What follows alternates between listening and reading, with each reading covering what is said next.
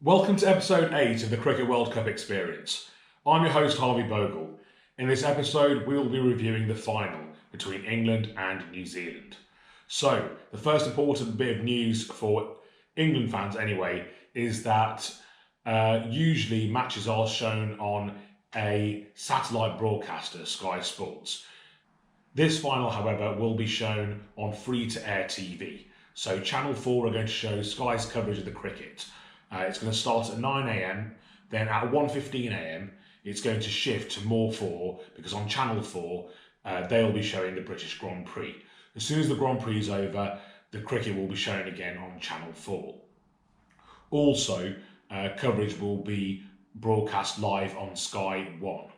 So, this is really important news from the English perspective because since 2005, youth participation has really been dying out, and many people believe this is because cricket is not on mainstream terrestrial television. So young people, especially who aren't from wealthy backgrounds, have not been getting the chance to watch cricket, fall in love with the England cricket team, develop heroes who they would then try to emulate in their own sporting careers. So this is massive news for potentially the growth or the revival of the game in England. Now, whoever wins this match on Sunday will be the world champions for the first time. New Zealand and England, neither side have won the World Cup before. England are making their first appearance in the final since 1992 at the MCG. It's the second consecutive final for New Zealand, after they lost against Australia in the previous World Cup in 2015, also at the MCG. Now, we're expecting it to be a different experience this time around for New Zealand. On that occasion in 2015, New Zealand, who'd had a brilliant World Cup up until then, had played all of their home matches in their own country. Then for the final, they flew over to Australia, a new environment for that tournament, and then lost the final at the MCG. A very different sort of pitch and ground, a lot bigger than the sort of rugby style dual purpose pitches they would have played on in New Zealand. This time they're fully acclimatised to the English conditions. On that occasion, the Australian conditions were a new factor for that tournament. Now, for England, who would have seen England being finalists and potentially world champions after their absolutely horrendous 2015 campaign? Andrew Strauss has been instrumental in this and the rise of the England team. Obviously, he's been a big player in the ECB. He has decided that England are going to prioritise white ball cricket, and the ECB have handed out central contracts specifically aimed at white ball cricketers, as well as the ones they already have for Test match cricketers. There is also, with Owen Morgan becoming captain, there has been a change in philosophy. England's batsmen have been allowed to express themselves. It's almost like the handcuffs have been taken off. Rather than starting matches conservatively, England's batsmen, from the openers down, attack the bowlers from the start, and they take control of the match. And it doesn't always work, but most times, when it's executed properly, it does, and it's been very successful for England in the last 4 years. Now, building on all of this momentum that England have had, they've started the tournament with a conviction that they were going to win. It's almost like they believe it's their destiny. And now that they've made it to the final with the hurdles that they've overcome, they will probably believe this even more. England have been considered favourites from the start, and they have not shirked away from this. Morgan has been very happy to welcome this and these sorts of questions and pointers from journalists. And from the English perspective, it could be a huge summer for English cricket. If they could win the World Cup and then the Ashes this summer, it will probably be the best summer ever in English cricketing history.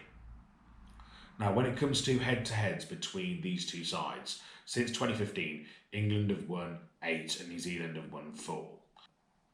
Now, in the previous match, England defeated New Zealand quite convincingly. However, I don't think that's going to have any factor in this match, okay, or anything else that has gone before. New Zealand had already qualified. It was effectively a dead rubber for them. This is a completely different match. It's the highest stakes match that either side have played. Both England and New Zealand have played once at Lords already in this competition. Both lost. Both times they lost to Australia, who are no longer in the competition. Now, England would much rather play at Edgbaston. That's their fortress. That's where they have an incredible record. 11 wins on the bounce now in all formats. However, they'll be so focused on wanting to win this match, I don't think they're going to allow that to be a factor. For New Zealand, obviously, as for many of the other teams around the world, Lords does have a special place in their hearts. They will be focused on making the best day that they can here at Lords. Now, the weather forecast for the day is expected to be sunny, with temperatures being around the mid to high 20s.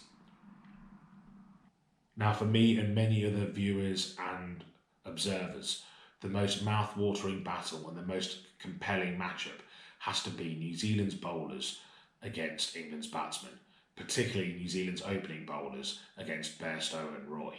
Now, this could be what decides the match. Johnny Bairstow against New Zealand, he's now scored 300s in his last 3 ODIs. In the 7 matches he's played against New Zealand, he has 150 also. Now, there's some question marks over Johnny Bairstow's fitness. Apparently, he might have a groin strain. I believe that he will play. However, if he was not to play, my idea would be to stick Moeen Ali at the top. Okay, he can do a job as an opener.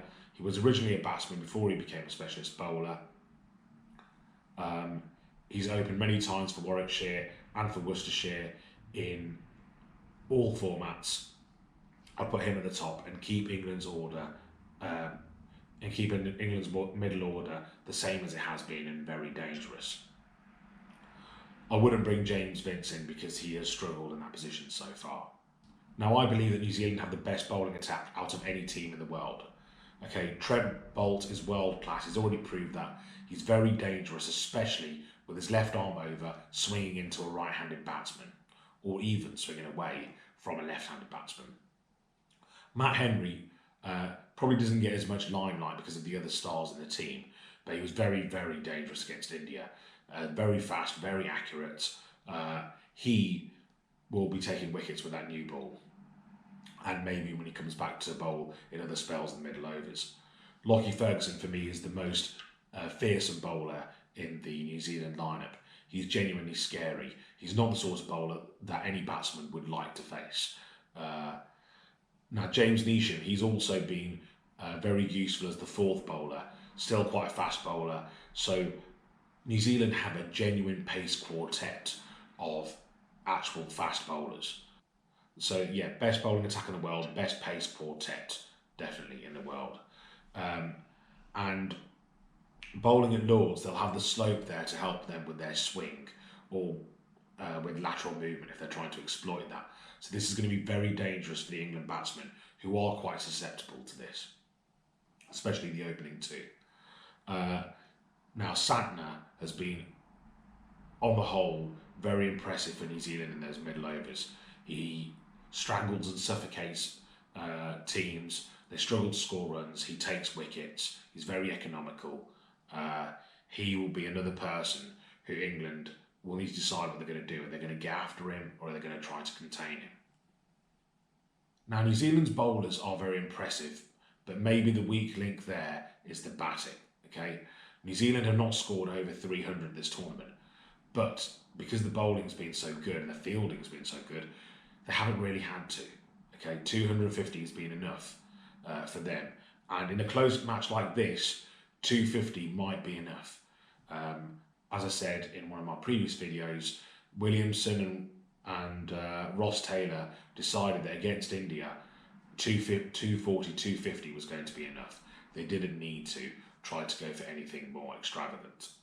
And also, in these semi-finals, we've seen that it's been quite difficult to score runs under pressure. So again, it makes the case that 250 might be enough to win the final. Now, so far, New Zealand have been very reliant upon Kane Williamson and Ross Taylor. But for me, that is another sign that New Zealand cannot be underestimated. If you look at what they did against India, they played an absolute match-winning performance. Okay, another one of those could help New Zealand win a final. Okay, Kane Williamson versus England in England averages over 70. In 22 innings, he's got 400s and 5 50s. So, and also, Kane Williamson, as well as being one of the best batsmen in the world, is also one of the best captains in the world.